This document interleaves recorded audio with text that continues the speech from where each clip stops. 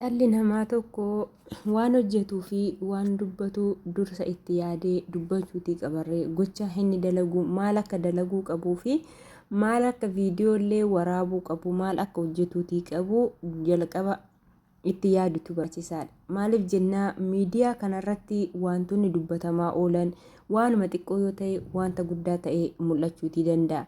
Akkuma suura irratti argitan obboleewwan kana Ajjii fi Fayyoo Caaltuudha. Yeroo darbe viidiyoo Fayyoon viidiyoo Caaltuu waraabdee mucaa koo kennii ittiin kennu sittiin kennu jettu yeroo irratti maran argitanii jirtu yeroo ishii waraaban. Caaltuun garuu miskiinaa kaameraa hin argine kun kaameraa Fayyoon immoo kaameraa ol keewwatteeti kan eenyu jettu. Viidiyoo kana isaa tokko yoo argitanii jiraattanii akka lammataarree kaameraa dhoksiteeti kan Ajjiitti ishiin himtuudhaaf jettu. Kun immoo hangam dhugaadha moo piraankii nama hojjetaatii jiru moo inaaffadhuma keessa ishiitu jira akkana ishii guba kan jedhu ishee fi Waaqayyo qofatu beeka. Kanaaf immoo asirratti maaltidha hojjechoota namaan jedhu jibbu keessaa kijibdu nama naan jedhu qoosadhumaallee naa ta'u sobduu nama naan jedhu hin jaalladhu jechuudha. Maaliif jennaan sobduun bakka akka hin taanetti na guba jechuudha. Qalbii dhumaarree namni ijoolleen qoosaa akkasiin afaan hin qoosan amala koo waan beekaniifu yeroo akkasiin jettu yeroo Fayyoon akkamitti akkana naan jettee Ajjiitti himattu tana Caaltuun akkuma kanaan duraa daa'ima qullaanaa jalaa fuuti jedheetani malee akka ishiin kaameraa dhokfattee kanaaf kaameraa fuulduratti wayyaa itti uffisuu ishiitu anaayyuu na ajaa'ibe. Kanaaf immoo daa'imti jechuun daa'imti kan keeti kan kiyya kan uummata maraati jechuudha. Maaliif taanaan mucaan kun har'a guddattee isaan qofaaf miti nama hundaaf ta'uutii dandeessi jechuudha. Kanaaf immoo akka dhiibbaa wayitti hin fudhatina. Inaaf Fayyoo keessa namaa jiraate akkaataaf gara nama dhoowwa jechuudha. Kanaaf nagaallee sin gaafachuutii hin daganne. Nagaaf jaalalli Waaqayyoo haalaaf bakka jirtanitti isiniif haa baay'atu. Maatii Simboo kan taatan hundi keessanuu biyya keessa biyya alaa kan jirtan fayyaa akkam jirtan nagaa keessanii egaa akkuma Simboo jajjabeessatti jirtan ammallee ittuma fufaa laayik sheerii gochuu fi hin dagatina. Warreen immoo maamila Simboo hin taane kottaa maamila Simbootti dabalamaan isiniin jedha. Viidiyoo yeroodhaan darbu kana keessa immoo yoommoo jechootan an dubbadhe kana keessatti wanta badaa argitan sirreessaan isiniin jedha har'a barraan ala jechuudha. Akkuma jalqaba kaasigaa viidiyoota yeroo guyyaa guyyaadhaan wantoota ta'aatii deemu keessa wantoota hojjetaatii deemu keessayyuu Fayyoo dhugaa calliseetu malaaletan viidiyoo isheen kaleessa hojjette sana fa'aa baay'ee tokkotti qabame jechuudha. Maaliif jennaan ani namaaf jecha badaarree namaan hin jedhu jecha badaarree namaaf hin barreessu koomentii jala yoo dhaqxanii ilaaltani koomentiin ijaaf gurra nama qabachiisa jechuudha. Kanaaf immoo Ajjiin maaluma caqacaqamtu ganama galgala maalumaaf wal loltu jedha gaafa inni akkasiin jedhee gaafatu akkamiin Caaltuun daa'ima na dhoksiti akkamitti daa'ima hin qabatinii ilmoo koo hin qabatin naan jetti maal jechuudha jettee Fayyoo yoo inaaffaa waanuma jiru garuu shamarran baay'ee inaafti inaaffaa sana gaattuma beektee dhaqxe waan na ta'eefu si'inillee Waaqayyo siin gaa daa'imti kun immoo yoo guddatte si'illee kan ishiittis kan keetis daa'imti kan Caaltu jechuun kan Fayyooti Fayyoo jechuun kan Caaltu jechuudha. Nama beekutti jechuudha nama sirriitti fageessee yaaduuf jechuudha. Maaliif taanaan jibbi gaarii miti yoom akka dachee kanarra jiraannu hanga jiraannu beena malee guyyaa duunu hin beeknu. Kanaaf immoo har'a daa'ima xiqqoo ji'a hin guunne kanarratti wal loluun gaarii miti. Otuma piraankii irree ta'ee piraankii wantan piraankii jibbu keessaa takka dubartii ulfaarratti nama piraankii godhu hin jaalladhu.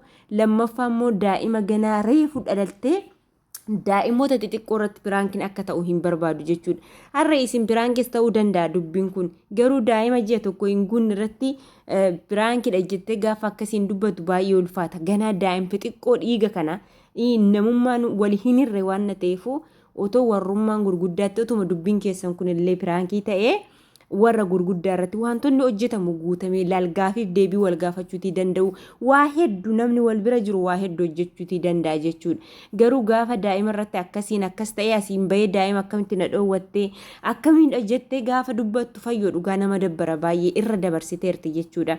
Maaliif taanaan keessa isaanii isaantu beekaa isaantu wal bira jira nuti isaan irraa fagoo wanta jirruufu eenyu akka balleessaa qabuu fi eenyu akka gaarummaa hojjetu nu hin beeknu isaan ni beeku waan ta'eef mana keessa wajjin hin jiraatu wajjin hin nyaatu wajjin hin dhugu garuu nama tokko waanuma gocha isaa kaameeraa irratti akkas wantoota haalota inni reakshinii isheen agarsiistuuf jennee ni jibbina yoo ta'e nutu jibbamtoota nuti eenyu taanet nama jibbina nama hin jibbina nama eenyummaa isaatiin hin jibbina gochaa inni dalagu sana jibbaa malee namni kamiyyuu walqixa jechuudha. Caaltuunis kanuma keessan isheenis fayyoonis kanuma keessan yoo dhuguma gaa inaaffan nama qabee inaaffan akkasiin ishii guggubee rakkoo miti siifis hin kenna waaqayyo laarsanaa lama sii kennuutii danda'a.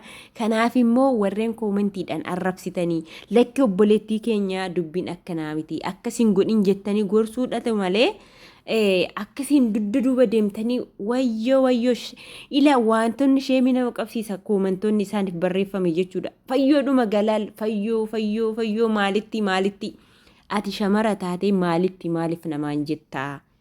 Dhiironni yoo afaan badaayyuu naman dubbatanii waanuma takka yoo gaarii goones warruma shamarraniitu namarratti duula. Yoo shamarran tokko balleessitee yookiin yakkamtu yookiin wanta dogoggoraa hojjette numa warruma shamarraniitu shamarranitti duula. Kuni garuu ta'uutii hin qabu jechuudha. Maaliif taanan atis edda shamara taatee yoo dogoggorarree hojjette ta'e atis boruu dogoggora hojjechuutii dandeessa. Dogoggora sanarraarree immoo yoo nama taate waa barachuutii dandeessa. Kana dogoggoree yeroo lammataa immoo ittiin deebi'u jettee namni hin dogoggorre hin jiru. Dogoggora isaan immoo dogoggoruun kee ittiin gaddin. Dogoggora keetti hin gaddin jechuudha. Barnoota guddaa siif ta'a barnoota guddaa irraa argattallee dogoggora sanarraa. Dhala namaa edda taate edda akkasiin lafa kanarra deemte hin dogoggoru ani dhibban jedhin. Beektes ta'e osoo hin beekin guyyaa tokko dogoggoruu dandeessa waan ta'eef. Kanaafuu alaala dhaabbattanii fayyoon maalidha fayyoon akkasiidha fayyoon maalidha jettanii dubbachuun dura namti kun ilaalchi ishee akkamiidha maalidha jettanii ofii keessaniif of tasgabbeessitanii ofitti deebitanii of gaafachuutii dandeessu. Kanaafuu nama jibbuun dhorkaadha nama hin jibbina. Immoo obboleettii teenya fayyoos yoo inaaffaa ta'ee suuta jedhe bakka. Inaaffaa waanuma jirtu gaafa daa'ima na dhoksite akkamitti daa'ima na dhoksite gaafa jedhu ajiin gidduu isaanii taa'ee argitaniirtu jirtu yoo warri viidiyoo isaanii daawwatan jechuudha. Atis daa'ima caaltuu jechuun daa'ima fayyooti. Daa'ima fayyoo jechuun kan caaltuuti. Atis daa'ima hin dhorkin atis immoo akkasiin hin jennaan ani daa'ima dhorkuu kootiif osoo hin taane daa'imman qullaa wanta fuutuuf lakkaa ishiin kan maal gootere walitti naquudha. Viidiyoo nuni jira akkata mucaa qabadhe arguutii dandeessa jetteen viidiyoo yeroo darbe waraabdesan daa'ima qullaa miti akkatan ani daa'ima itti mare argiteetii jirta gaafa sana qullaa hin qabne jettiin. Maaliif taanaan kan yookiin waaqayyo beeka dhala waaqayyotu beeka fayyootu cubbuudhaan deema moo caaltutu cubbuudhaan deema kan jedhu isaan lamaanitu wal beeka. Nuti garuu warri isaan bira hin jirre waanuma gaarummaas ta'e badaas baqa. Yoo wanta sirrii ta'e rakkoo miti yoo immoo ishiin fayyoon caaltu miti gatii eenyurraa argatu gatii gaaris hojjette badaas hojjette gatii keessi kaffalu waaqayyo qofa isa biraadha rabbi isa si uume qofa biraa argatta jechuudha. Kanaafuu alaala dhaabbattanii namatti harkan qabina alaala dhaabbattanii namatti hin murteessina alaala dhaabbattanii koomentii hin taane namaaf hin barreessina. Warra shamarraniiti ilaala koomentii hin taane kan barreessaa oolu nuti warra shamarraniiti. Maaliif ati obboleettiin qabdu maaliif yoo guyyaa tokko obboleettiin kee dogoggora hojjette akkas gooteoo borummoon ishee obboleettiin makeetuu dhiise akkanatti naftu guyyaa takka eerumtee deessee daa'imti kee shamara taate immoo daa'imman kee sun immoo dogoggortee akkas yoo goote maal taata? Har'aa kee osoo hin taane isa boruu keetiif isa fuullee kee jiruuf yaadi.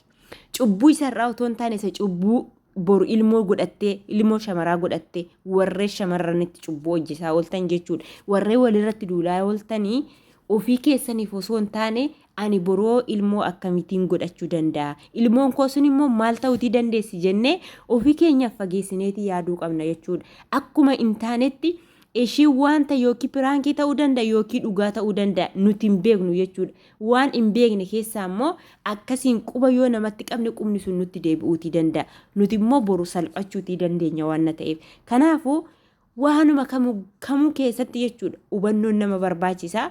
Namni yoo dogoggora hojjete arrabsuu sana isa maalii ta'e kaman ta'e jechuu dhiisanii gochaan ati raawwataatii jirtu gocha gaarii waan hin taaneefuu fayyoo koo deebi'i. Caaltuun obboleettii teeti waan ta'eefuu nama mana tokko masaanuu waliin galu dhiisati namnummaan biraatu daa'ima namaa ni qaba jechuudha. Maalarra haadholiin keenya koo gaafa koo uummata mandaratti gataniiti daa'ima kan deeman unkaasimma isaanuu taatanii mana tokko keessa jiraachuu dhiisati haadholii keenyarraa hin argina yoo nuti ilmoo godhachuu baan. Eessa gabaa yoo gabaa nagadachuu yoo deeman ollaatti kennatee deemu of codaasifachuu yoo deeman ollaatti kennatanii deemu. Kanaafuu nuti irree gaarummaa haadholii keenya sana jalaa haa barannu. Har'a biyya Arabaa keessa jiraannetti miti jechuudha.